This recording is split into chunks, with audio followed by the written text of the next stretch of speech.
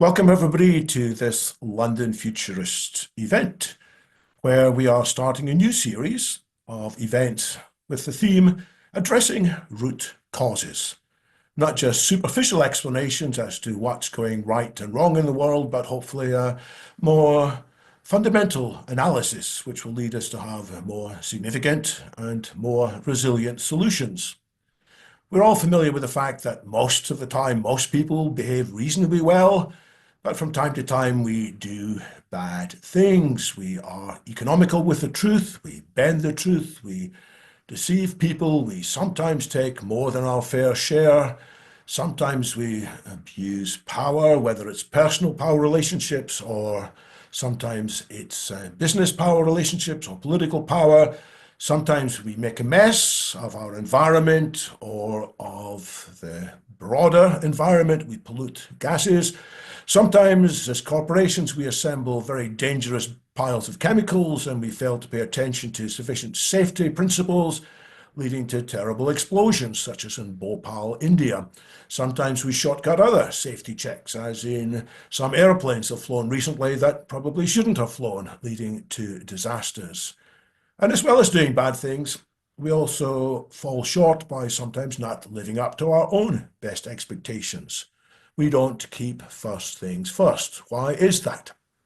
And people have got various glib answers. They say, well, we are sinful or we are out of touch with nature. And that might be partially true, but I'm keen in this series of events to dig a little bit deeper. So we'll be looking at things like evolutionary explanations. We'll be looking at things like how philosophy distorts our thinking, sometimes for good, but often for ill, how social incentives distort our thinking. Why is it that people keep on pursuing materialistic goals when often we feel there are more important things to do? Well, perhaps it's because society keeps emphasizing the importance of making money, making money, making money.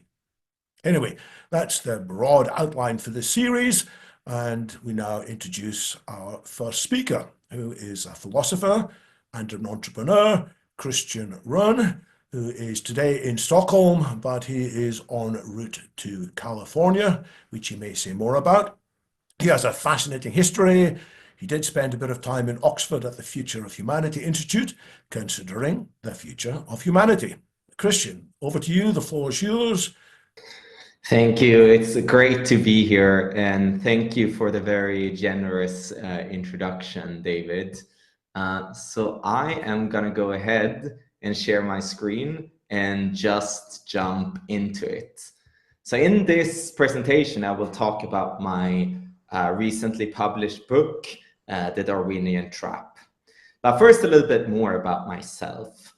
So my background is in mathematics and philosophy. People always tell me that's a really weird combo, but for me, it makes a lot of sense. Like, mathematics is concerned to some extent how to optimize things, and philosophy is concerned with what to optimize. So from a very early age, I started to think about my values. And as early as 7, when I decided to become a vegetarian, and realized quite quickly that my values, my personal values, is well-being of sentient beings. But the implication of that is, global risks, and the future actually matters quite a bit. So, I mean, we have seen a huge growth in population with now 8 billion beings or human beings in the world. But what about the next 10,000, 100,000, or a million years? Like, it could go something like this, where we all die. And that would not just be a tragedy for the 8 billion people that are dead, but for the billions and billions of people that could exist in the future as well. So this is the reasoning why I got interested in global catastrophic risks from a fairly early age.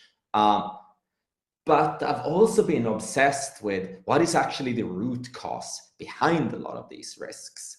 So, I mean, you could sort of debate what is the biggest risk? Is it AI? Is it nuclear war? Is it climate change? Is it pandemics? But I would say that all of those risks are to some extent caused by natural selection. And that might sound a little bit off, but hopefully in this conversation, I will convince you why that is the case. So starting, this is presentation in 10 parts. So let's start with part 1, which is sort of a crash course in evolution, if you will. So I think we've all seen, you know, this image from our Evolution 101 textbooks. So basically, if you have a population of mice in different colors, some of them might not blend into the environment particularly well. And as a result, birds of prey might eat them up. And over time, the population will adapt to have better and better camouflage to increase overall fitness and rates of survival in the population. The thing is that we live on a world with limited resources. I mean, there is a limit to the amount of biomass, for instance, that exists on planet Earth, which essentially means that, you know, survival is to some extent a zero-sum game, not a complete zero-sum game. But what I mean is, you know, if I have a bunch of biomass as a human, that might come at an expense of like other mammals and their ability to live. So if I have better survival chances, someone else might have worse survival chances.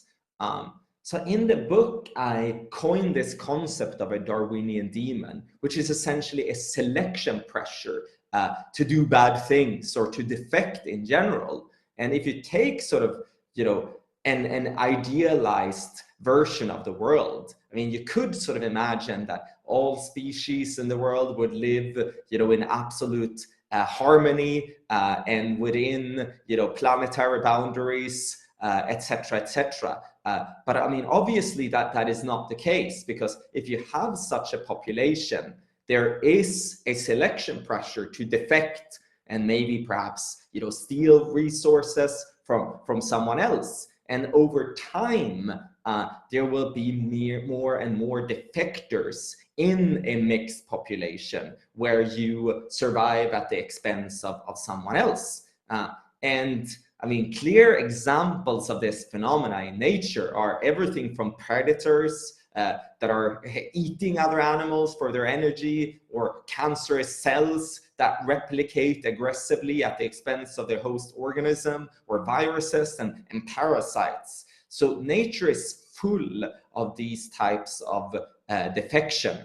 And I think the end result, if you look at nature overall, it's full of incomprehensible suffering, more or less. So I think this quote from The River of Eden by Richard Dawkins is quite telling, that the total amount of suffering per year in the natural world is beyond all decent contemplation. During the minute it takes to compose this sentence, thousands of animals are being eaten alive, others are running for their lives, whimpering in fear, others being slowly devoured from within by rasping parasites, thousands of all kinds of dying of starvation, thirst, and disease.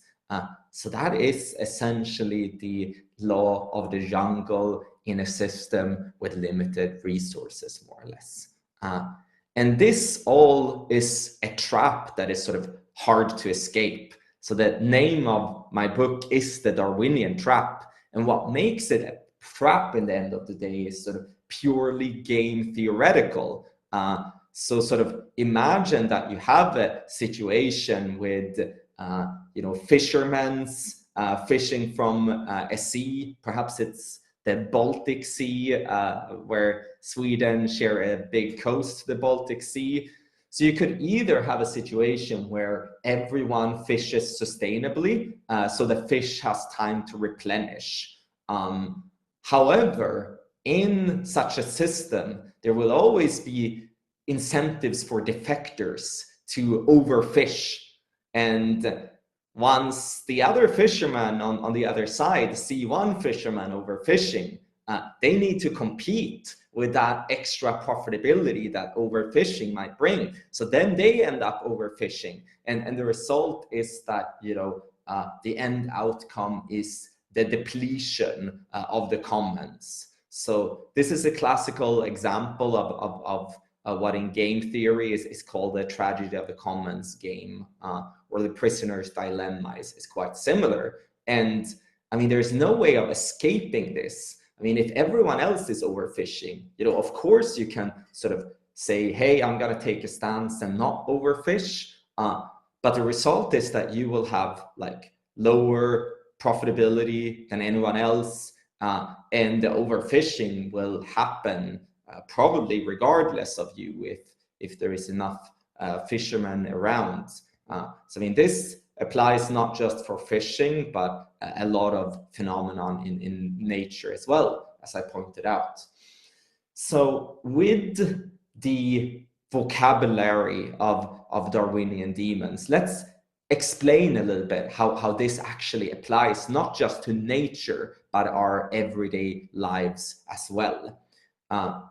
So you could sort of see societies as this complex web of societal selection pressures. So take, for instance, let's say you're an academic and you work in academia.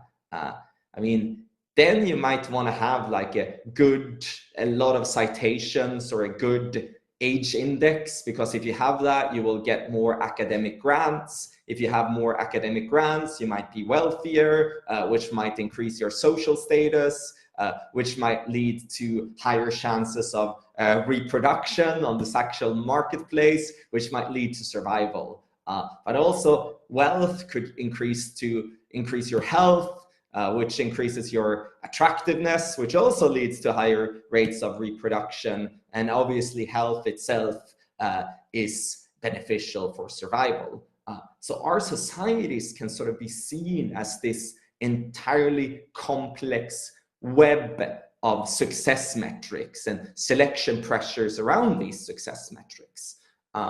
So I mentioned earlier in nature, you know, being a predator or a virus could be seen as some sort of, you know, obvious defection where your survival is at the expense of someone else. But in our human societies, there is sort of a more subtle version of this, which is manifested in Goodhart's law.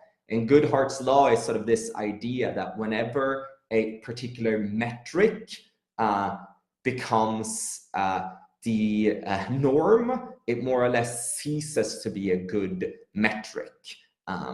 So just a few examples that I go through in the book is, I mean, you have sort of these various domains. I mean, if you are I don't know, YouTube, if you're YouTube, you might want to optimize for a lot of clicks watching new YouTube videos. If you are in a workplace, you might have some sort of performance management framework that you should follow in order to get promoted. In sciences, you might have the age index. In politics, you know, your success metric is the amount of votes that you get so that you win the election. And as an Instagram model, being, you know, pretty and beautiful might be indicative of success, and so on.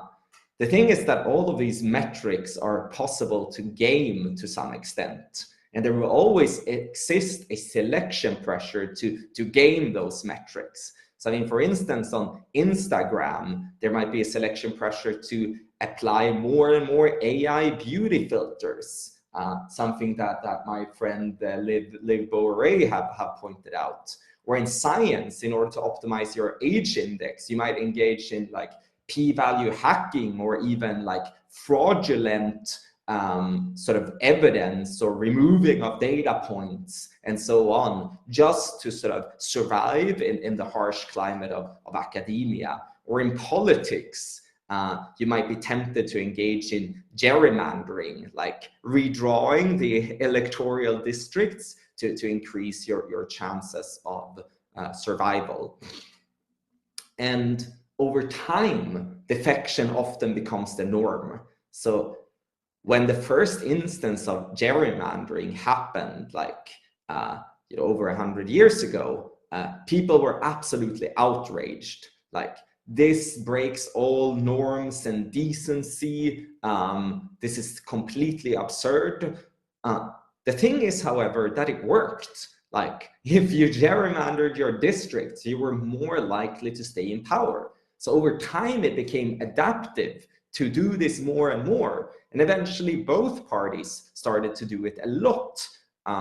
And so this, what you see here, is the 30th Congressional District of Texas. So the whole idea with gerrymandering is to redraw the district in a way that you're more or less guaranteed to win. And it's a huge problem.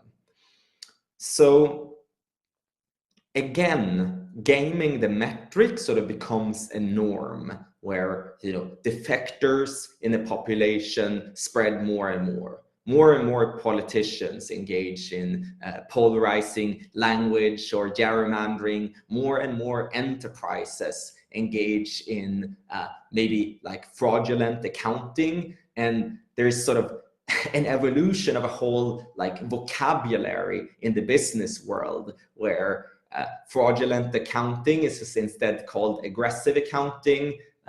Like layoffs are instead called like right sizing, and you have sort of the evolution of a whole sort of language to make this type of defection to some extent more palatable. But if we look at this chart, of defectors spreading in a population, it might look a bit similar to some of you. It might actually look quite a bit how cancer spreads in the body. So the question is, if it turns out that defecting is so adaptive, why isn't everything cancer in the end of the day? Like, why do we have cooperation at such massive scales in the world, like in our societies? And clearly the cells in my body know how to cooperate. Otherwise, I wouldn't exist as an organism. So why isn't everything cancer? So this is where I sort of introduced the idea of a Darwinian angel. And I define that as a selection pressure for good, or a selection pressure for cooperation. And when you look in biology, like, it's not really a huge puzzle why cooperation ends up being adaptive as well. I mean, if you have a group of solitary individuals, they might create cooperative groups where they share resources, and that might make them way better off than their solitary competitors, that sharing of resources. And eventually that cooperative bond becomes so strong that you could see it as a new unit of selection in and of itself, like, just like I am, a colony of cells, but I'm also a person, because my cells are so good at collaborating so predictably that I could sort of see myself as a self. However, like, when you have this strong level of cooperation, that's when cancer or defection and the incentives for defection can sort of become the strongest, because if cooperating is the default, like screwing everyone over can be very profitable indeed.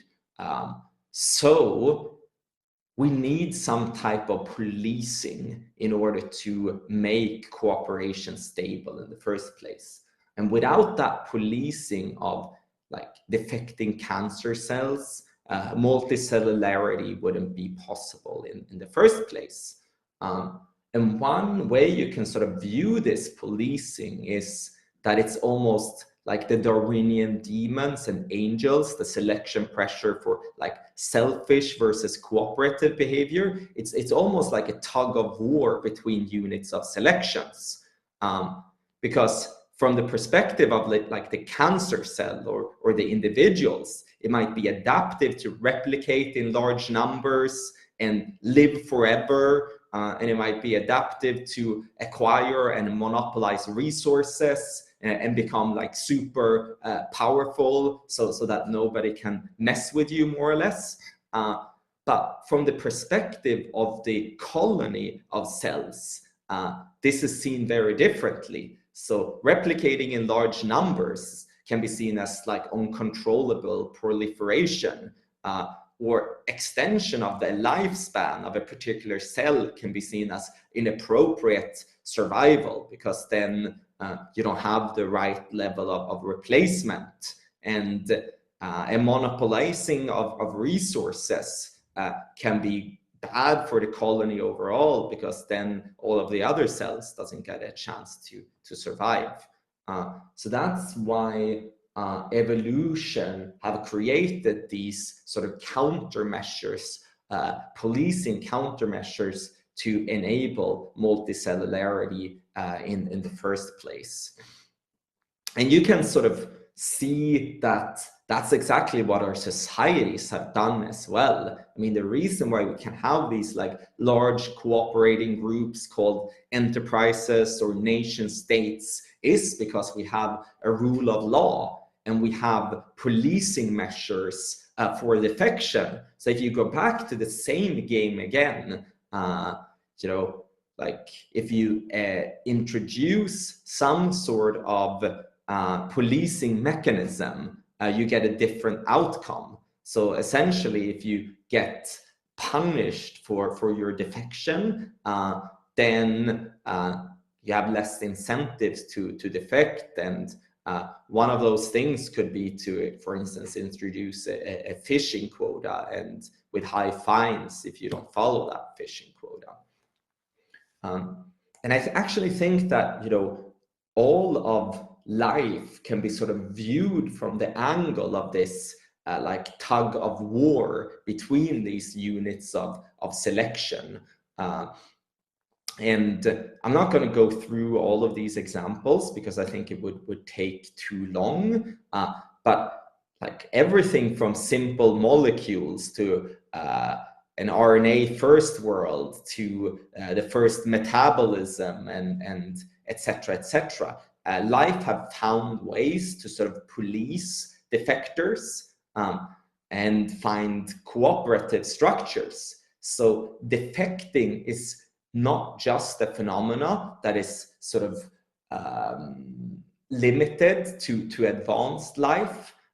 So one example that I want to give here is something called Spiegelman's monster. So it turns out that, I mean, in order to survive over time, if you can replicate really, really quickly, that's advantageous, right? And when it comes to like self-replicating RNA molecules, if you are a really short RNA molecule, then you will actually replicate a lot faster. So there is a selection pressure for being short as a RNA molecule. But the consequence of that is that you cannot encode any genes in the first place. I mean, if you're only a couple of base pairs, there's no way you could encode enough genes that would make life possible. But in the end of the day, like, life is not just a soup of short RNA molecules. So how did we solve that? Well, most likely what happened is that, you know, the RNA molecule perhaps collaborated with something like a lipid membrane that could sort of surround the RNA molecule and protect it from other defectors. And this has happened over and over and over again. And right now we're sort of in a situation where we have these global arms races, everything from nuclear to AI arms races. And we need to find the right cooperative adaptation to survive this. But if you then look throughout history, it seems like the Darwinian angels and the selection pressure for cooperation always wins. You know, like we have this increasing complexity over time. I mean, everything beautiful that we cherish and value more or less is a result of the Darwinian angels winning. So why should we be worried in the first place? So I think there are actually like real reasons to be worried. And I call that the fragility of life hypothesis. And that's what I'm going to discuss next. So I used to think that, collaboration was sort of more or less the default that evolution would eventually converge towards. But then in my teens, to become like a better Python programmer, I started to play around with evolutionary simulations, sort of predator-prey dynamics and virus dynamics. And what happened as I ran these simulations is that eventually the predators became so freaking good at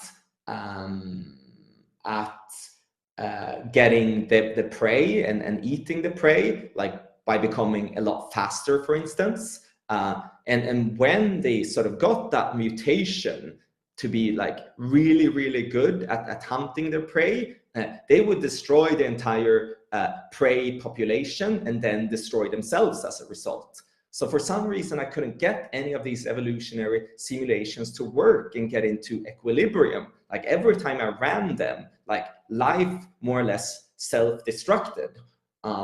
So at first I thought that, maybe something is wrong. But then I actually read like Nick Bostrom's thesis on entropic bias.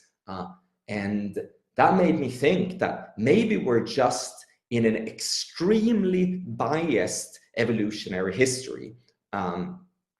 So to explain the concept of survivorship bias, just like very briefly, you had this situation in the Second World War where military statisticians were tasked with figuring out where should they put extra armor on the plate. And one could argue that, okay, you should put armor on the part of the wings where there is a lot of bullets. But as a matter of fact, you should put the armor where there are no bullets, because those planes don't return home to become a data point in the first place. So you have this survivorship bias in the data set where you will only see survivors and you will not see everyone who have died. And I actually think you need to apply the same concept to planet Earth when you consider if Earth is stable or not stable. So I sort of devised this thought experiment that, imagine that you have this warehouse world with 10 billion soundproof rooms. And in each room, there is a closed ecological life support system. But in a sixth of the rooms, the next generation is born with a mutation that makes them consume resources more aggressively. And in fact, with that mutation, you consume resources so aggressively that there is not enough resources for the next generation, and then the room dies and everyone in the room goes extinct. So if you sort of iterate this system over time, after 126 generation, there will only be one room that harbors life. But if you live in that room, if you're born in the 126th generation, you must by 100% probability find yourself in that room. And then when you look at your history, you will live in the illusion that, all of this is super stable. I mean, after all, like I survived 126 generations without any problem whatsoever. So could it be that, natural selection is sort of the same way, that natural selection more or less is this random walk through a fitness landscape full with landmines, and there could be the case that, viruses and super predators could have caused extinction in the past, or maybe even like quickly replicating like bacteria and algae could have caused like all sorts of toxification of oceans and climate change. But we would never find ourselves in a universe where those mutations were materialized, because we can't find ourselves in a part of the universe where we're dead. And another way that, you know, these types of like Darwinian demons could hamper like complex life is by blocking it entirely. So I mean, it could, for instance, be the case that, you know, building the right countermeasures and policing of cancer could be incredibly difficult. So you could sort of imagine that maybe it requires a lot of mutational steps, and some of those intermediate mutational steps might be at a fitness disadvantage, which would mean that a lot of steps would need to happen at once, which is sort of quite improbable. So that's also a way in which this type of defecting behavior could prevent the evolution of complex life in the first place. And actually, some of my colleagues at the Future of Humanity Institute did a stochastic simulation of this, and it turns out that probably an Earth-like planet like produces intelligent life in less than 10 to the power of minus 12 times, which is actually sort of less than stars in our galaxy. So maybe you could expect sort of one civilization per galaxy reaching the stage that we do. And a big part of this is the sort of defecting behavior that is in general adaptive in life. So do we actually have some concrete evidence of this? So I mean, so far the fragility of life is all sort of, you know, speculation. But if you actually look at the data, you have this thing called the boring billions. I mean, it took life almost 3 billion years to become like moderately interesting. Most of life was actually single-celled, and it took like a whole billion years for the first eukaryotes to create like multicellular organisms. So clearly there is evidence here that it required a few hard steps. But also if you look at previous mass extinctions, so when you look more closely, arguably 5 out of 6 major past life extinctions were caused by life itself, like bacteria or algae that replicated and multiplied really, really quickly. And as a result, they toxified the oceans or caused like major climate change. And that climate change, you know, almost destroyed all life. Sort of similar to how humans are doing it today. So there seems to be evidence that life is indeed more fragile than we think. And I think the third piece of evidence would be the Fermi paradox. Like, I mean, if life is common and our Milky Way galaxy seems to contain at least 300 million habitable planets, so then where is everyone? And it could be the case that, you know, life has this tendency towards self-destruction because of these like kamikaze mutants caused by Darwinian demon selection pressures. So another piece of evidence is that if this fragility of life hypothesis is true, you would expect life to always be on the precipice. And that actually seems to be the case right now, because we have like 3 distinct arms races, like the arms race for like resources causing climate change and the mass extinction, the arms races for power, but also the arms race for intelligence. So I'm going to run through them quickly in the next couple of slides. So as it turns out, optimizing for your fitness requires having a lot of resources.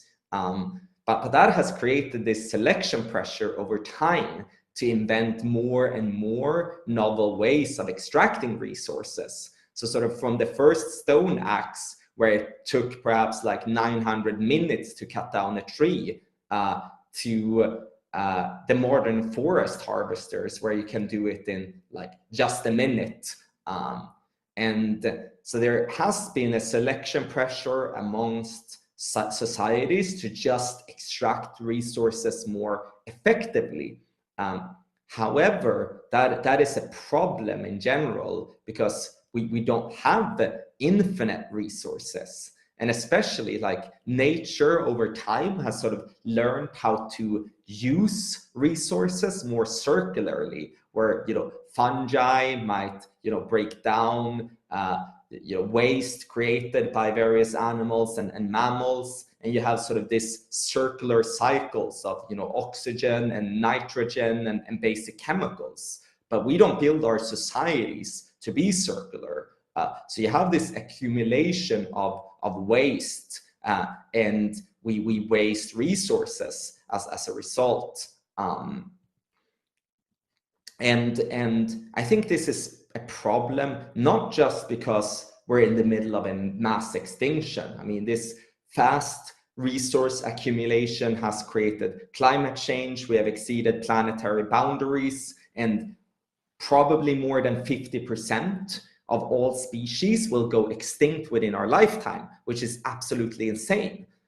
But on top of that, whenever you have limited resources and you haven't learned how to circularly reuse those resources, it creates a selection pressure for like more war.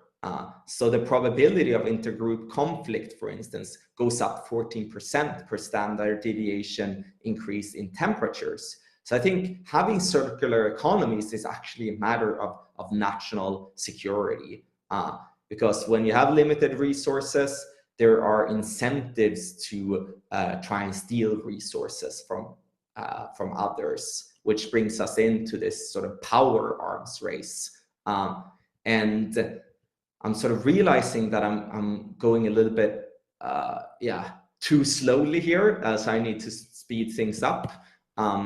But more or less, like every civilization, from, you know, the Mongols to the Brits to now America, every major power has been created by the backbone of creating more and more dangerous weapons. And if you sort of plot over time how deadly these weapons are becoming, because there is a selection pressure to have a more deadly weapon than your opponent, we're now entering into sort of territory where some of these weapons that we have created could actually destroy all life.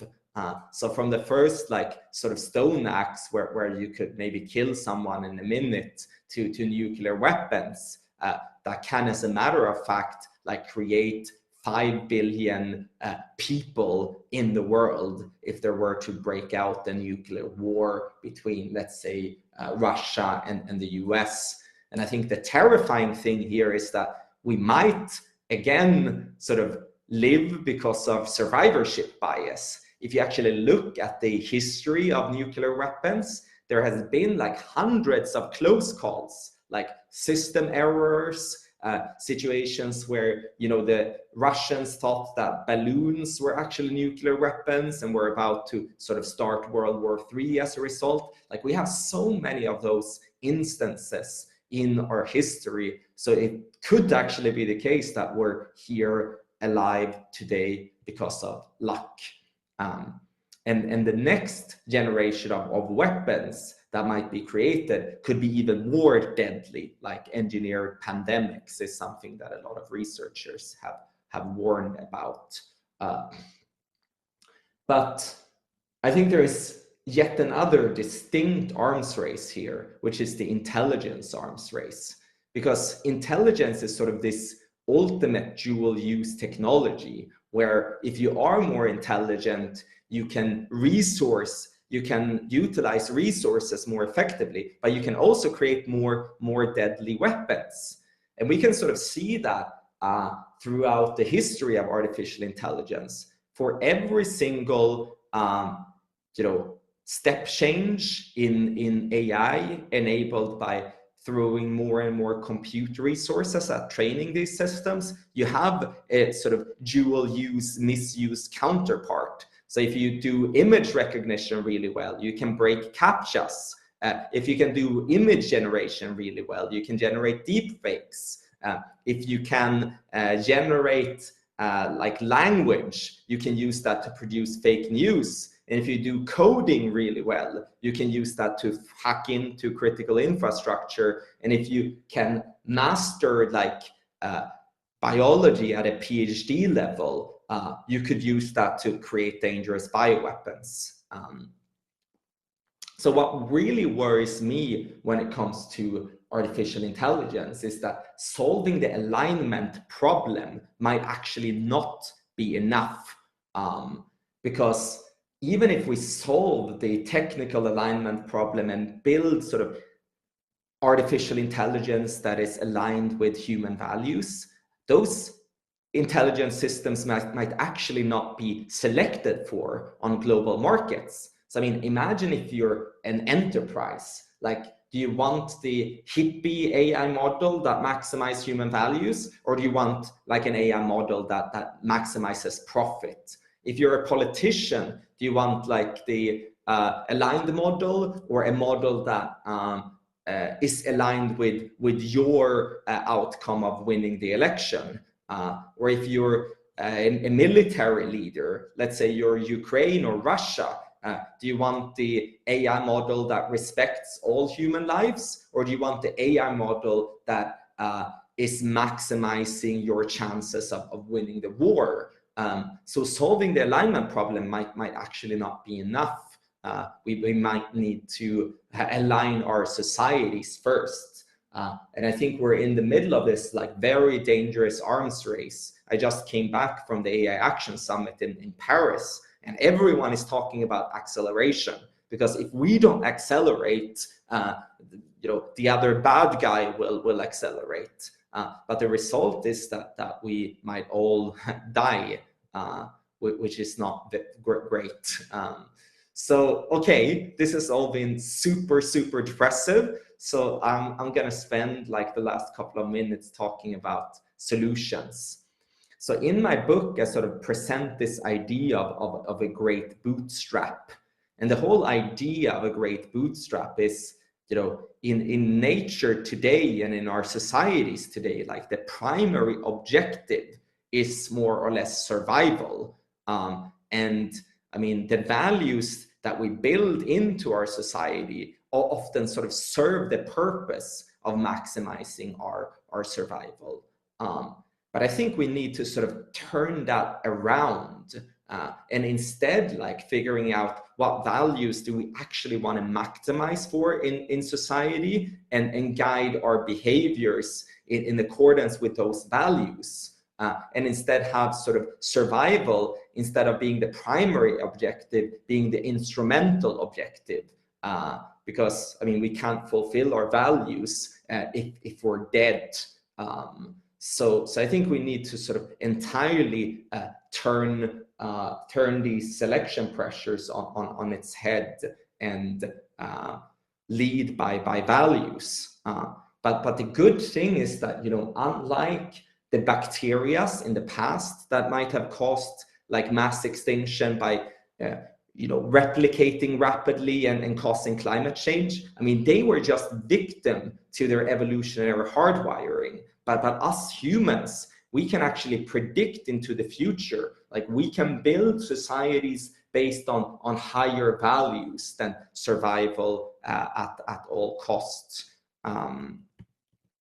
In my book, I talk about sort of two ways of achieving that great bootstrap, where we build our societies based on values instead of survival at all costs. So I talked about then decentralized and centralized mechanisms.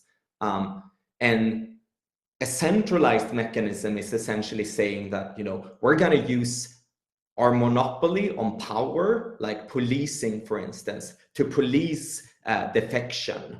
The problem with that, however, is that we don't have a global police force. So like, how do you police defection from global treaties? Like there's no way of doing that. So how do you solve that?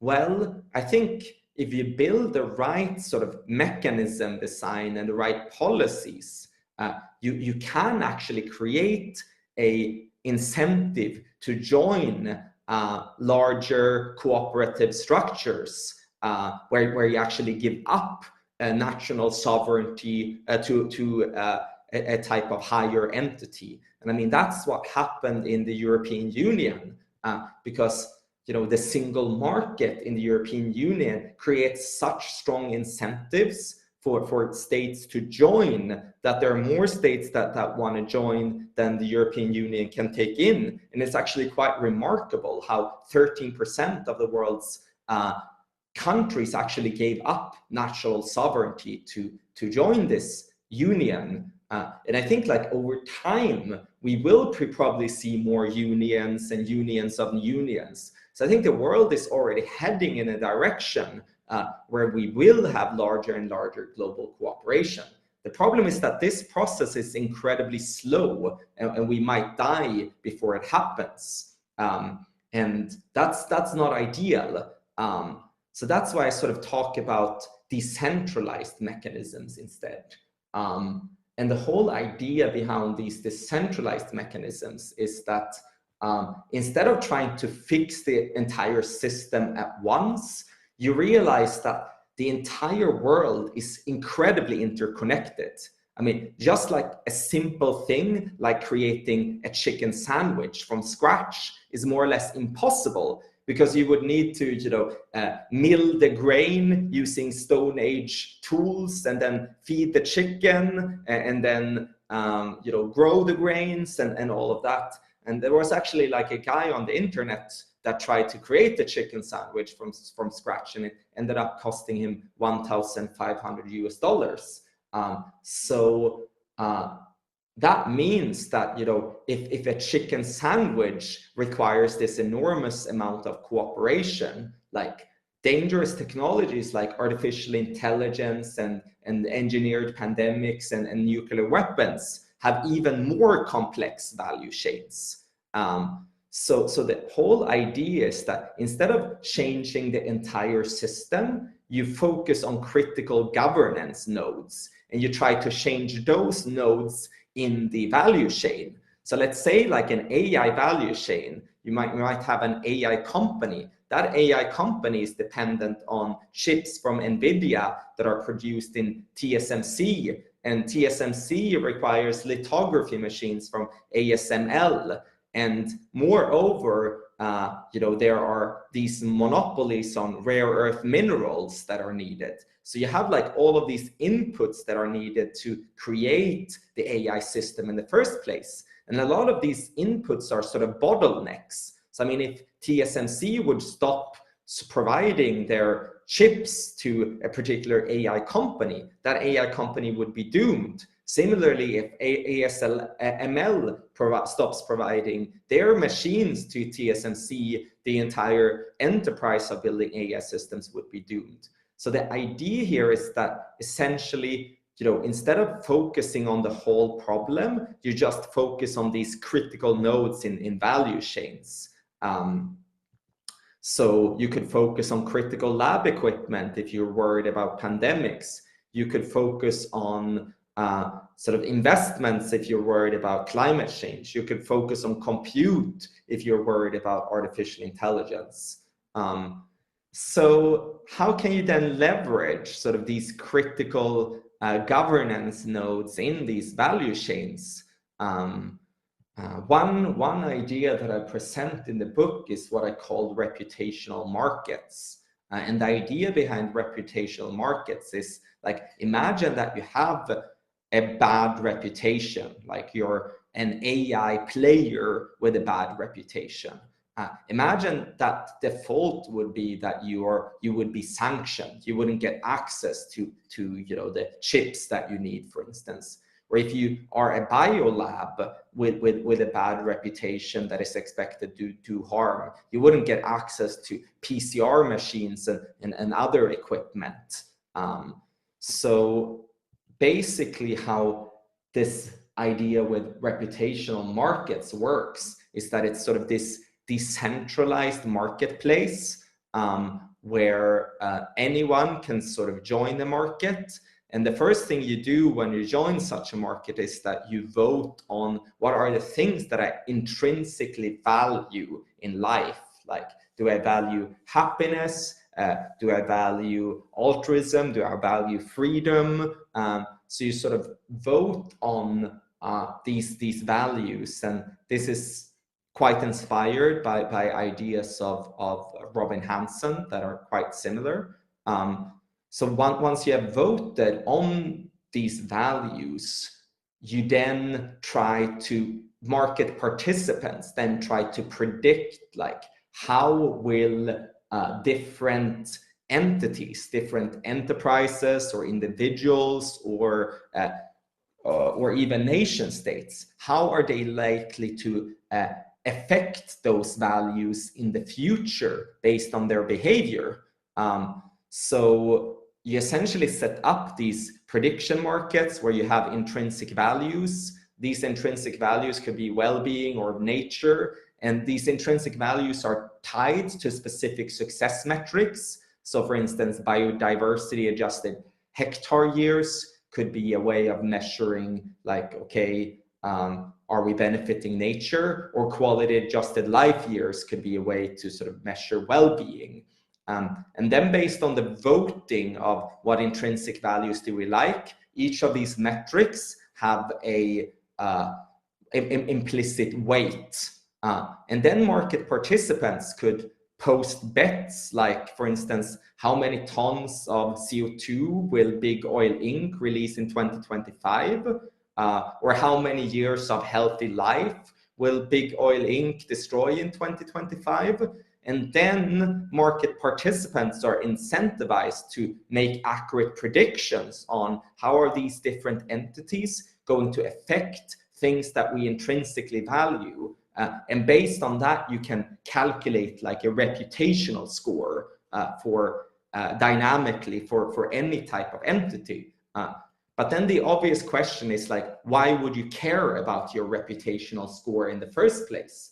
I mean, the only reason it would change a company's behavior is if they're actually incentivized to care about their reputational score. So the third idea is that, what if you build the marketplace in such a way that if you don't sanction someone with a low reputation, you get a low reputation yourself?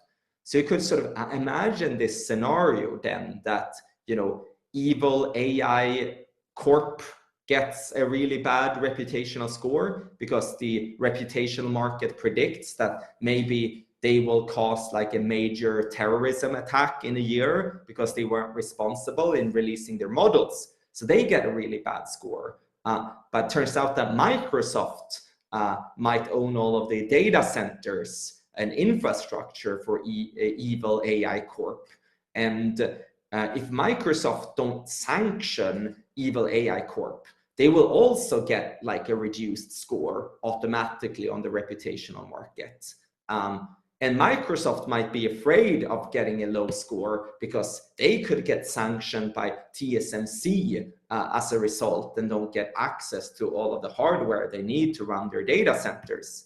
And the list goes on. TSMC, if they get a reduced score, might be afraid of being sanctioned by ASML. So if you simulate all of this, you can actually achieve stable equilibria where all of a sudden all players start to care about their reputational score by default. So I think this could be potentially an incredibly powerful mechanism to incentivize global cooperation that doesn't require a centralized entity. Like basically anyone could set up one of these reputational markets. And the reason why I actually think that they could work is because in my current startup and previous startup, I actually like introduced some of these ideas. So my previous business Normative, I built that from 0 to like almost 200 employees at its height. And the whole idea was essentially like, measuring the carbon footprint of enterprises. But in order to have like a high carbon footprint score, like your suppliers needed a high carbon footprint or a good carbon footprint score. So they were sort of incentivized to push their suppliers to go towards net zero, that pushed their suppliers, that pushed their suppliers. And as a result, we grew quite quickly. And the current business that I'm working on since a month back, called Lucid Computing. So we're actually going to work on, or we're working on ways of tracking compute inside of value chains, meaning that not just anyone can get access to compute resources unless you sort of behave responsibly. And our current focus is on enabling better US export controls, where you can essentially like have this like tracking software built into the GPUs and know if they show up in China or not. And I think compute is going to be sort of this universal resource in the future. I mean, almost all useful work will probably be performed by AI models running compute in big data centers. So if you can sort of, if humanity can retain control over compute, we could actually use that as some sort of leverage to create better systems for global governance. And I'm happy to sort of go into more detail there in the Q&A, because I realized that I did a little bit of a speed run here in the end. But yeah, essentially the summary is that I think, Darwinian demons are these selection pressures that make it adaptive to behave in ways that create negative consequences for others. I think life is probably a lot more fragile than we think, and we are in the false belief that life is super stable and resilient because of survivorship bias. And I think the way for us to survive and go out and spread a lot of beauty in the galaxy is if we actually built a society focused around like our intrinsic values beyond just survival, and I call that the great bootstrap. And I think a potential mechanism to achieve that bootstrap would be through this idea of reputational markets.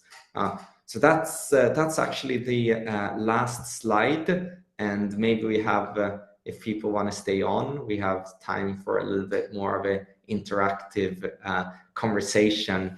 And I realized that I wanted to spend like 50-50 on solutions and problems, and I think I probably spent like 2/3 on the doom and gloom. But I really am optimistic that we can solve some of these problems if we have the right analysis of the root cause. And I think the root cause is in the end of the day that we need to build better systems for stable cooperation. So yeah, thanks a lot for listening, everyone. Oh, thanks so much. So Yes. Splitting time between the problem statement and the solution statement is always hard. In one way, it's easier to state the problem. On the other hand, many people deny the problem. And so it is important to take the time to go over it. So whilst the audience is thinking and maybe putting a few questions into the Q&A window, everybody's been stunned by and large so far. They've been listening avidly to what you've been saying. There may be a few questions popping in shortly. Is it really going to be easy to assess the risks of global harm in the same way that you spoke about we can assess the carbon footprints of company? And I'm not saying it's easy to assess the carbon footprints of companies, but it's still an order of magnitude easier than figuring out whether companies are likely to be solving AI problems or exacerbating AI problems. How do we measure them? This might be very hard indeed. Like the thing that sort of worries me the most is that it might turn out that some global risks are sort of impossible to predict.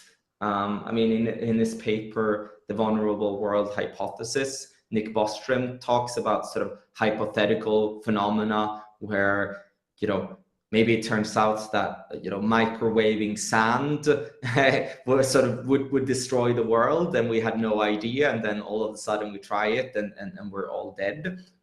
So there might be the case that there are such phenomena that are like computationally impossible to predict, and then we're more or less screwed. But I want to operate from at least the assumption that we can predict if a particular strategy of a particular player is going to do more harm than good. And I think it's important that we don't have a too rigid system to make such assessment. So for instance, I think like most ESG, so-called ESG metrics, which is sort of this sustainability metrics used in the financial industry, I think a lot of them are just like pure scams, more or less. I mean, you can get a better score by just producing a bunch of like bullshit policies here and there. So I think we need a system that is not super rigid and sort of more flexible.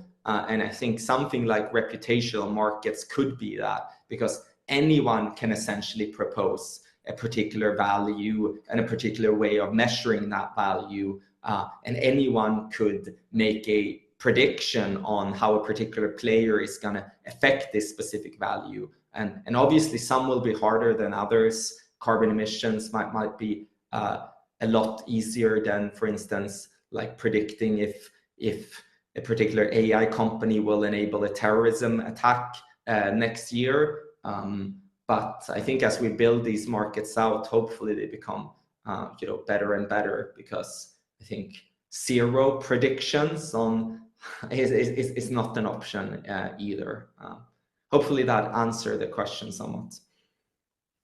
Okay, I'm going to invite people to put the questions mainly in the Q&A rather than in the chat, because when they're in the Q&A, you can vote on each other's questions, and that will help me, because I predict there's going to be far too many questions for the time available. So it will be useful if you can collectively do this decentralized intelligence thing. So the top voted question currently by David H. is, okay, you may put a reputational system in place, but won't people game it? Won't it be subject to Goodhart's law too? How are you going to guard against that? That's a great question. I mean, that's exactly what is happening with current ESG metrics. And I saw that in my previous field of carbon emissions accounting, like a lot of gaming what was happening in terms of trying to get a better carbon emission score. And we sort of highlighted the fact that the underreporting on carbon emissions was probably 10x because of gaming in my previous business. So then to answer your question, like how do you solve it? I think there's various ways in which you can do it. I think first of all that you need to have not just one metric, you need multiple sort of metrics that can corroborate each other. So for instance, if you take something like well-being, just having a survey of well-being might not be enough. You might want sort of multiple competing surveys in a sense, but you might also want to measure, I don't know, like people's emotions when they post on the internet using something like I can't remember the name, like emotive analysis or something, I think it's called. So if you have, the more metrics that you have for a particular intrinsic value, the more robust it becomes. And I think the ultimate sort of success of something like a reputational market would be if there's actually a ton of different reputational markets creating like different reputational scores for different enterprises and entities. And it turns out that they're actually quite strongly correlated. I mean, a problem with like ESG marketplaces, for instance, is that they're not correlated at all. Like what MSCI says is a good sort of sustainability score is not good according to like someone like ISSS, which is another provider of scores. But in the credit rating industry, for instance, like different actors such as S&P and Moody's have all sort of converged to agree on what is actually credit risk. So they're actually highly correlated, like 96% correlated. So to summarize, I think having multiple markets with multiple metrics and a measure of success would be to what extent these different markets are highly correlated or not. I'll take a couple of questions from Terry Raby. He says, first of all, he's disappointed you talk about resource limitations. Hasn't this been debunked time and again by economists, such as the bet between Julian Simon and Paul Ehrlich, such as the Green Revolution? Why should we be worrying about lack of resources? Yeah, Something about so I mean, first of all, there's like the obvious sort of debunk, which is, resources are clearly limited. Like there's clearly not like infinite amount of any resource on a finite planet. But I think that would be sort of the lazy rebuttal of your argument. I think your argument is sort of more of the line of, okay, like whenever we think resources are going to end, we always find new resources, because if a resource is about to be depleted, then the incentives to find like a new mine, a new copper mine, or etc. goes up, and then we always tend to find one. And I think that's true.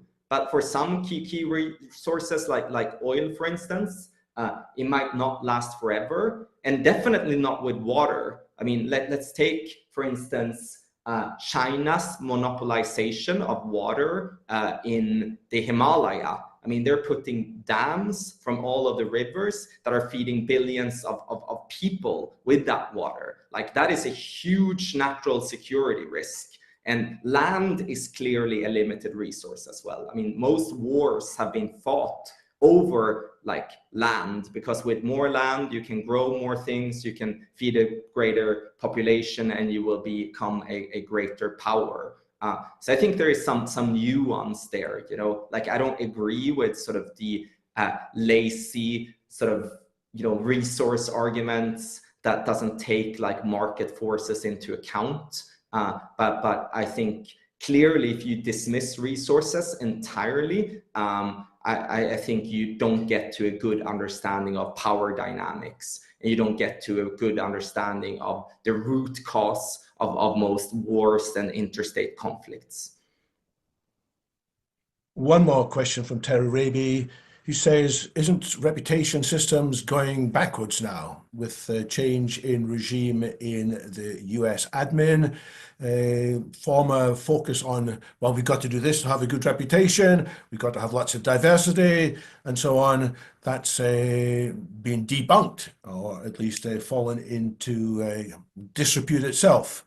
So what chance do you have for a reputational system winning the respect of all the people in America who are currently saying, this woke stuff is nonsense? Yeah, so I think like the difference here, and I think you're absolutely right, like reputation stops playing a role. Like reputation is only so powerful as the anticipated sanctions that might come from a bad reputation. And I think sort of in the political discourse, you sort of want to maintain a good reputation because you're afraid that you're going to be penalized if you had a bad reputation. And I think how norms are often shattered is if someone comes along who might be a little bit of a demagogue, and they realize that actually all of this talk about sanctioning because of a bad reputation are empty words. And it turns out that I can actually do more or less anything, and the sanction would be more or less a mute. So I think you can have sort of these false sort of almost positives. You think that you have a functional reputational market, but that's because it hasn't, the sanctioning mechanisms hasn't been fully sort of tested. So I think my idea of reputational markets are a little bit more structured. As a matter of fact, like if you don't sanction, you get automatically a bad reputation yourself. And if you sort of model that through like multiplayer game theory, you will have these sort of, at least in theory, equilibrias where everyone cares about their reputation and everyone will sanction everyone else by default. So it is clearly in theory possible to achieve, but it can only be possible to achieve if there's actually sanctions happening. And I think in this case, it's sort of more, I don't know, the posturing of sanctioning and not like real sanctions in a lot of our sort of political and societal discourse. Fascinating. I've invited Daniel Fagella onto the screen because he's been taking lots of notes and asking a question that's got a lot of upvotes as well. Daniel, what would you like to comment on this? Yeah, I guess I'll start with hoping Kristian will riff for a little bit after this. You and I have more discourse to do for sure, brother. So this is a lot of fun to really get under the hood, and I think actually your infographics are incredibly clear. Like they really lay this out. David actually has it was like a 5-year-old blog post series, David, where you had a little graphic per insight or whatever. Like I forget what that was, that series of essays, but I really liked it. And I think Kristian did an awesome job of basically the same succinctification. So many cool concepts. The idea of angels and demons here. Steven Pinker has angels of our better nature. I want to go back to my Evernote on that and see where that overlaps with your ideas. I want to put one idea on the table and then maybe a question. So Spinoza has this idea of potentia and potestas. So potentia is the expanding set of total powers that permit a thing to persist. Now, persist might include change. In fact, if we look at life, that's what it does. So persist does not mean freeze, but is the total expanding set of powers that permit a thing to persist, growing a hard shell, verbal speech, fast punches, fast running, whatever the case is, all things that are powers. He also refers to this idea of potestas, which is kind of imposed by the outside. It's sort of a squelching force from the outside, when done well, improves the net potentia of the system. So, I cannot murder anyone I want in Weston, Massachusetts, where I live, because we've all kind of signed up to not do that. But as a consequence, I get to focus on building businesses and having philosophical conversations, and my net powers increase because we've all said no to a couple other things. You talked about the analogy of the short RNA, kind of pairing up with some lipids or whatever the case may be. It strikes me that we're simply, but the tendrils of potentia have extended out so far that new means of potestas must be conjured to deal with it. And what we are exploring is the state space of the next tier of potestas, which is not a squelching force for a squelching force's sake, is a squelching force that bounds components of the potential within the system for a net gain of potential for the entire system. So it strikes me that the dynamic we are going through and the dynamic you are articulating is very much the next rollout of what this stuff is. One question I want to kind of ping around, David, that I kind of chipped in there. The tough thing is, like, we probably need to experiment with these ideas of potestas because, like, we're up against stuff we've never dealt with before. Kristian's bringing up this idea of an intelligence arms race being a fundamentally different thing than these other arms races. I think he's right. This notion, like, okay, we have reputation markets, so we have, the bootstrap idea. The bootstrap idea struck me. I don't understand it deeply enough. I just want you to unpack it. It struck me as like, okay, we should optimize for values and then have survival flow somewhat naturally from that, to lead to behaviors or what have you. It strikes me that, like, when the night comes, survival is always what we're optimizing for, and that it is a bit of a semantic game to say, no, kindness, and how do we want to define kind? Of course, these are notoriously goofball things to ask, right? But, like, let's just say we could solve it, right? Yeah, if we optimize for that. But clearly, like, if there's a competitive group or our own group where, like, for some reason that doesn't, the real selection pressure is like perishing. It's a lack of persisting. And so it seems like it's almost a semantic game to say, let's lead with values and then go down. I'm not saying it's unrealistic. I would say there's a way that I could read it and say, God, is that game really working when it's kind of obfuscating the truth here? But I want to know how you see it shaking out as an attempt. Yeah, no, I think that's a great comment. I mean, when push comes to shove, survival is the only thing that, sort of matters, and I agree with that. So, and it is a little bit of a semantic game, and I think I'm quite sort of open with it in the book, that actually what I'm talking about is a rewiring of the fitness landscape where it makes sense for your survival to optimize for your values. And like a metaphor that I use is like in some martial arts, like judo, for instance, you might use sort of the weight of your opponent as a tool against them, or like the momentum of your opponent against them. And I think it's a similar sort of situation here, where we want to utilize sort of the inherent drive for survival to accomplish like an instantiation of our core values, more or less. So I think that's actually what I'm saying. And the whole sort of idea around these reputational markets is that, you would actually survive a lot better because you would be more well resourced and less sanctioned if you actually are expected to instantiate these intrinsic values better than your competitors. Yeah, and I guess like I think there's credence to this. There's a lot more thought experimenting I need to do, but I look at, like, I remember the height of wokeness, right? Which I'm sure again was in many regards well intended and whatnot. I'm not like, oh, equality's bad, or I'm not taking a stance. I'm a pretty politically independent guy. But I'm just saying, like, it seems to me that kind of what can happen with values is, like, then we can play a game, again, an optimization game of like who can feign exemplification of these values to the greatest degree, right? So it gets to a place where you get enough people from San Francisco moving to Austin, and if you're a candy store, you just sell more candy if you slap stickers on the window that say, this is a safe space for trans children, right? Even if the people don't have trans kids, you're just signaling the right kinds of things for your own persistence, your own acquisition of resources. It's just hoopla. It's like, who can signal the right hoopla? So, being able to measure it does feel consequential. Picking the right values kind of feels like who has the power is who picks what values we're optimizing for and how we're measuring it, to be honest, right? Like, that's the new thing to optimize for, right? It's like, oh, computers are going to be the deity. Okay, whoever controls the most compute is it. Oh, values are how we're structuring society. Well, if I could just determine what those values are, right? We can't really escape power dynamics, but it feels like, oh, there's some potholes that we can run into there. I mean, how do you see us steering around those? Great question. And I don't have a perfect answer, but I think the important part here is to actually make your values measurable.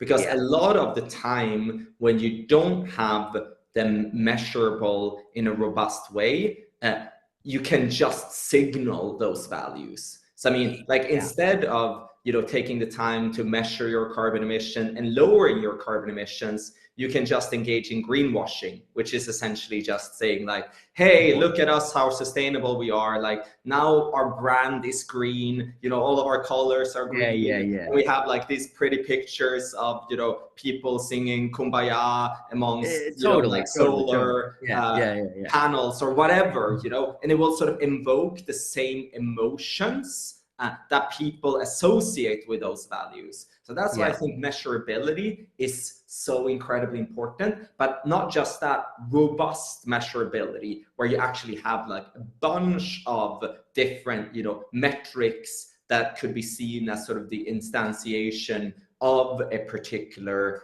value. And whenever you have sort of, put some sort of bet on the reputational market, you need to have like an objective resolution criteria. Has this value, has this thing been fulfilled or not? Yes or no. So I think it sort of incentivizes us to have a little bit more of a robust discourse around values. And I think that will actually take us quite far. It might not be the ultimate solution, but I think it will be a lot better than than how we currently talk and speak about values, which I think is very, very fluffy, which makes them extra susceptible to this type of specification gaming. Yeah. This is fascinating. I love to pursue the question of how do we make our conversations about values less fluffy. So with that in mind, I'm going to feed in a question from Mary Fee in the audience, whose question is not fluffy at all. She says that, and she picked this up from BBC This Morning, Radio 4's Any Questions and Any Answers. There are many companies who are making big profits selling their food, which is marketed as being ready to eat. And it's a convenience food, but it contributes a lot to ill health, in part because they're so addictive. And then there are other companies who are coming along saying, well, we've got solutions to these addictive foods, but they are also addictive in their own rights. And they're all making profits. So what can we do to stop these companies pursuing profits and doing so much damage to people's healths? Yeah, Kristian? that's yet another great example of like Darwinian demons at play, right? I mean, another example in sort of food is more and more companies are adding like caffeine to their food, like for no reason whatsoever, other than just like making it addictive, right? So this is, again, I think, an area where sort of reputational markets could potentially help, right? I mean, if you have sort of this food company, like one prediction you could make is sort of, how much will this particular company affect something like, obesity or bad health in accordance to a particular metric? And that would actually create incentives for sort of more almost activist sort of short selling in a sense, meaning that, if you can actually expose particular wrongdoings of these companies, you will make quite a bit of money from it, because then you will have a more accurate prediction than all of your competitors on the reputational market. And we actually see a little bit of a similar dynamic in sort of, activist short selling from firms like Hindenburg Research, for instance. So their whole formula is to short sell a particular stock. They did that with the like truck manufacturer Nikola, not to be confused with Tesla, that actually had like a fake product. It was all a fabrication. And then they did like deep investigations into the company, exposing the fact that it was fabricated. And at the same time, they short sold the stock, released the investigation into the world, and made a shit ton of money. And I could imagine that reputational markets could, if they're functioning, create incentives for something similar, where it's not just putting bets on the market, but actually exposing, these food manufacturers for bad practices would be to some extent incentivized. And I know that this is all sort of very much an idealized picture of what such a market would look like, and don't know if it's possible, but would certainly like some people to try and set it up and see what it would lead to. So on that, let me ask a question from Kristian Jensen, who says, look, there's been attempts before to establish a more rounded system of measurements. So he refers to the integrated reporting system. That's at integratedreporting.ifrs.org, which is a system that tries to look not just at financial results, but also manufacturing, intellectual capital, human capital, social and relationship capital, and natural capital. So these ideas have been around. What is going to cause them to be adopted as opposed to being discarded as just another nice talking idea? So I'm well familiar with integrated reporting. Other reporting frameworks include like GRI. So there is a whole host of these reporting frameworks. And as a matter of fact, they have been quite successfully adopted, especially within the larger ESG movement. So, I mean, it sort of all started with the UN principles of responsible investment, with big pension funds saying that we want to invest more responsibly. And to respond to that demand, like a lot of these standards were created. And the companies essentially that report according to IR, integrated reporting, or GRI, like their reporting disclosures are being aggregated by these like ESG data brokers like MSCI and Sustainalytics.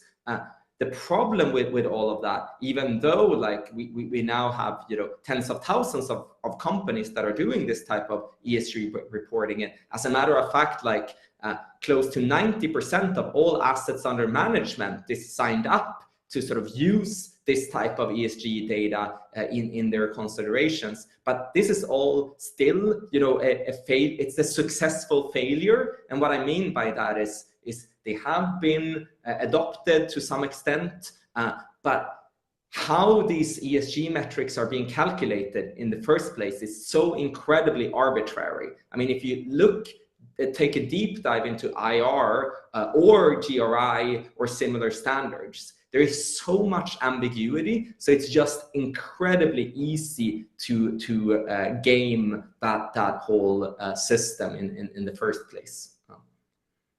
So one more question, and I'll be interested in both of your comments on this. It's another way in which the monitoring and the compliance may fail.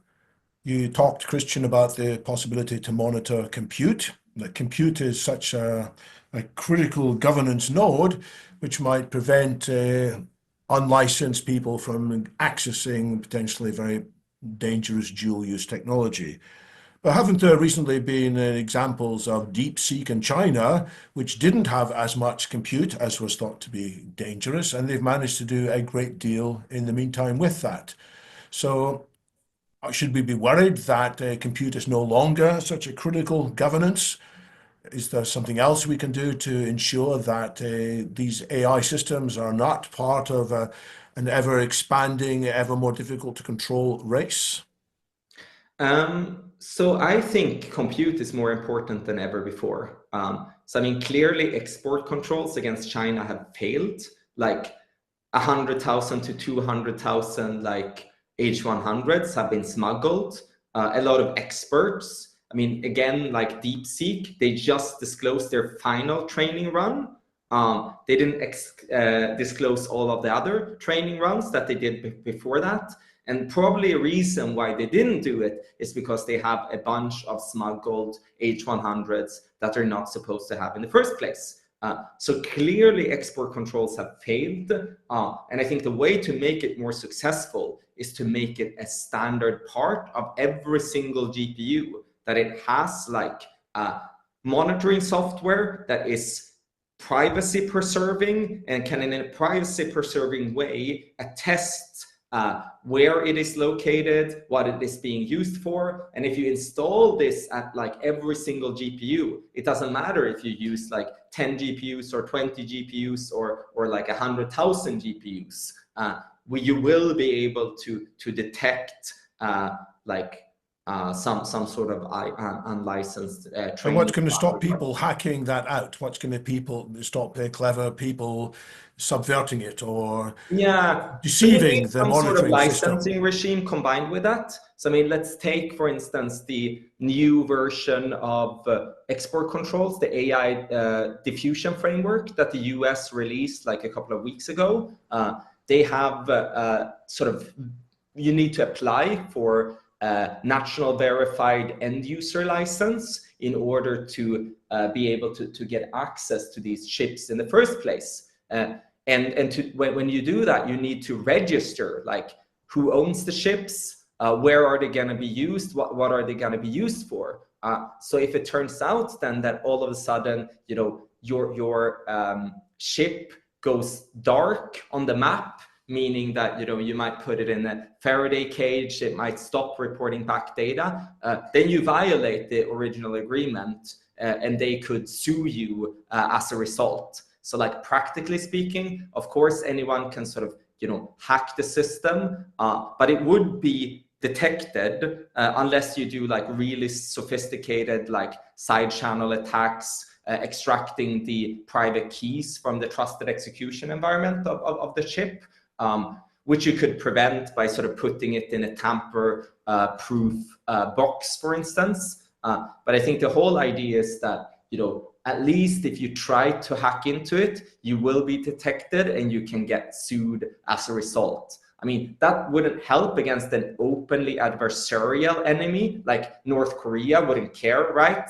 But China, at least at this moment, would care about such a thing because they're still integrated into the global system. So hopefully that answered the question somewhat, at least. Thoughts from you, Dan? Yeah, sure. Well, the last Trajectory interview was with Yudkowsky and kind of brought up the same question of the fact that maybe you can do what took, 6 football fields of compute with, a telephone booth of compute in, 9 more months, thanks to algorithm improvements and hardware improvements and whatever else. And this becomes really, really hard because 7 football fields, I don't know, maybe with a satellite, you figure that shit out, but a toll booth, it gets really hard. I think, power and compute, at least presently, seem like the things that could be measured and proxied. Some kind of a global transparency layer around that stuff to make sure we're not conjuring an unworthy successor seems necessary.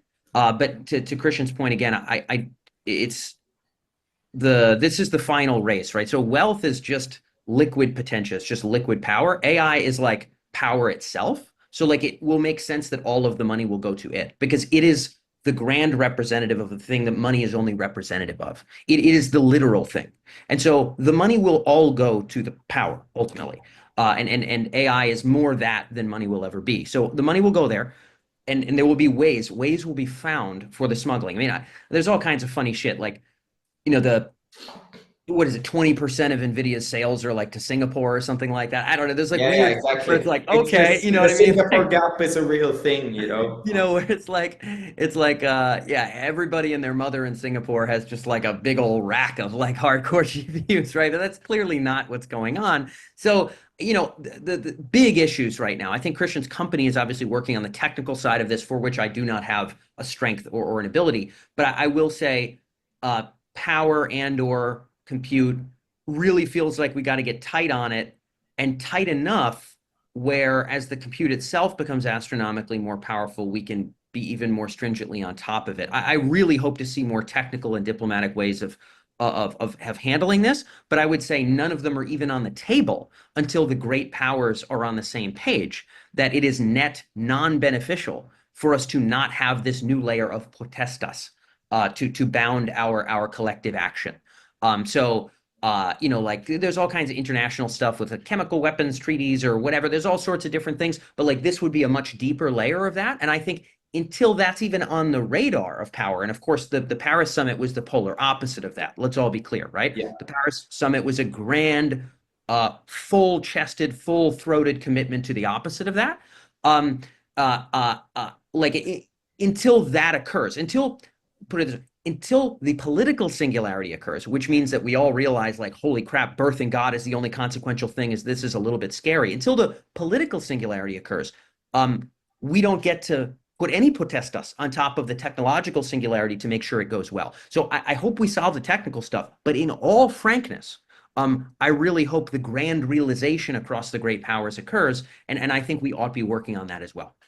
For sure, like we need to work on like technical solutions in the background. So even if right now with export controls, like our type of location-based attestation that we install in every ship, that will be 100% needed for US national security interests. But I think sort of the larger picture here is that if we can show the world that this is possible, there might be a point in time where there is more political momentum around some sort of global treaty on artificial intelligence. And that could be like, anything from a Cuban Missile Crisis standoff around Taiwan, where it's like, okay, are we going to escalate this to nuclear war where 6 billion people die, or should we have an off-ramp? And then I think we all need to work on,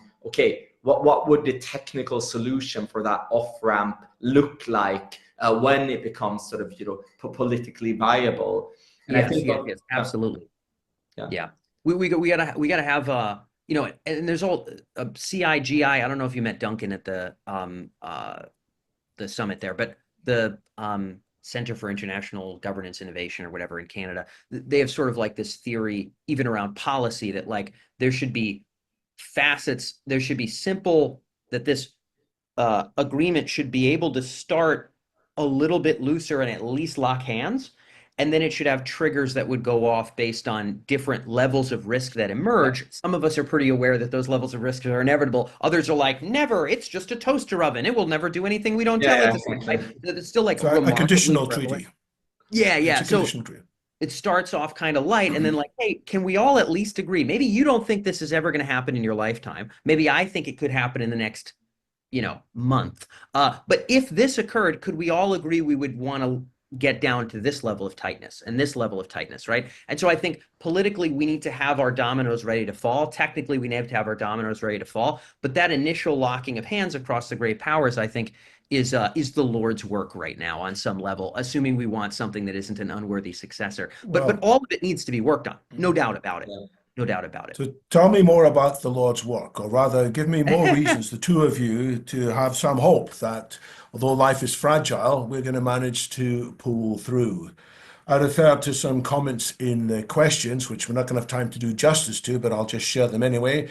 Phil Jones is slightly concerned. He says the whole idea of distributed policing kind of depends on the good guys having control over the crucial levers.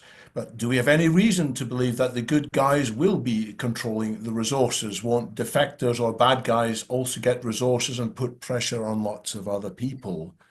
On a sort of similar line, Valdemar Ingdahl says, well, maybe, look, it's just going to be too complex, especially when you've got people with different values. You know, we may think we are all the same, but in reality, it's just too complex. And to make this even more impossible to answer, one possible bright suggestion by Bazia Vrayat, who is maybe insurance companies should be stepping up and doing more. Yeah. You know, naming and shaming of companies isn't working today.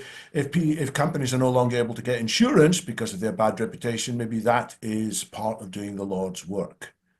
So we're already way over time, but I'll give you a couple of minutes, both of you, to comment on any of that. I mean, I agree with insurance, and I would call like insurance companies one of those critical governance nodes as well, like finances. I mean, finance and insurance are critical governance nodes for almost like all value chains. So I think working with them can have a tremendous impact. And then obviously, depending on what value chain it is, there might be other governance nodes. I mean, for instance, like in bio, like access to PCR machines could be such a thing. But I think quite interestingly, I think compute will be a governance node for like the entire world economy. Like the promise with artificial intelligence is to automate every valuable task in the world. And that would need to, you know, those AI models would need to run on data centers. So any type of investment in the future will be an investment in power and compute to run an AI model doing useful things. And what worries me is sort of, you know, we have created these like higher order entities, like, you know, enterprises and nation states that have sort of their own incentives in some regard. But even the most oppressive regime in the world needs to at least minimally care about their citizens, because they're dependent on the labor of their citizens to give them power. But that tie is being severed with artificial intelligence. And so that's what worries me. And that's where I think humanity needs to retain control of compute. But if we manage to do that, I think the world would be great. Like, because then if we can govern compute globally, it would almost equate into solving the problem. Like then we would have more or less global governance. And I think there is a clear pathway towards that, because the world is still interdependent. You know, the US and the semiconductor industry at large are dependent on like Chinese and the Chinese allies and their critical rare earth minerals and minerals more broadly. And I mean, the Chinese are dependent on, you know, lithography machines and manufacturing in Taiwan. So there is this interdependency. So I think there might be sort of this breaking point where either we wreck the entire world economy and have World War III, or we do something else. And I think that something else could be, okay, let's govern compute globally to ensure that none of us are racing towards super intelligence in a non-safe way. So I think there will be those like warning shots and pressure points, and if we solve that, like, I think we have more or less solved global governance, and we can build utopia together and sing kumbaya. I mean, maybe that's a little bit simplified, but that gives me a great deal of optimism, at least. So control compute is the core. Dan. Yeah, I think controlled compute is undeniably key. I think a lot now. I look long term. I do think, and I think Kristian's views are quite nuanced as well. Our time will not permit it, although he and I'm sure we'll discuss it later, that the grand sort of continual unraveling of potentia might not always have opposable thumbs leading the show. And I think it's incredibly disingenuous to suspect that it would. I think all forms dissipate. The flame jumps from torch to torch, hopefully grander, more capable torches of more capable kinds of light and spectrums.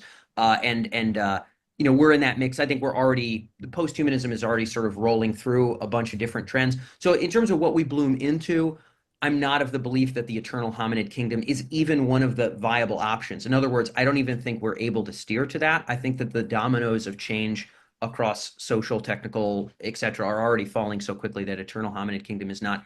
It's not a pickable, like, oh, what future do we want? Pick. Like, it's not on the pickables. It's just not there. So but that's its own conversation. In terms of like what to focus on for now, I think a lot of where my head's at right now is what tips us to the political singularity, where it does seem like a generally good idea for at least the great powers, who could, I think, bring others along, or maybe the others along who could bring along the great powers, to sort of get to this point of like, hey, racing towards the sand god recklessly without understanding if it's conscious or what it even is and what it wants and where it's going is a horrible idea. How do we get there? This is the toughie, right? Because is it a disaster that's necessary, an AI-oriented disaster? Is it a scary demo? A lot of people have tried scary demos. Is it other kinds of social influence things, that people are trying to work on, getting like the citizen person out there on the street or whatever? There's a much longer conversation we don't have time for, but I think building a menu of what the triggers could be for the political singularity to the point where like some degree of concerted effort across the great powers would be seen as kind of ubiquitously the smart thing to do. Building a menu of how to influence that other than brute disaster, I think, is very important work. And working on those different menu items, I would consider very important work. So that would be all. I'm not going to be smart enough to solve it, but hopefully, somebody out there will. So we need to build a menu of items to help us get to the political singularity more quickly, but with the world in a state of mind in which we will be more likely to choose good options in the political singularity rather than panic and do something terrible. Yeah. I want to recommend everybody reads Kristian's book. We had a great deal in this webinar, a lot of content, but there's a lot more, and many fascinating examples from evolution, but also from social history, recent times, slightly further back. I think you'll enjoy it. I think your minds will be stretched. You'll probably end up like me, not completely sure that we got a full solution yet, but this is definitely something going in the right direction. So thanks very much to Dan for joining us and adding your wisdom, and thanks very much to Kristian Rönn. Thank you. David.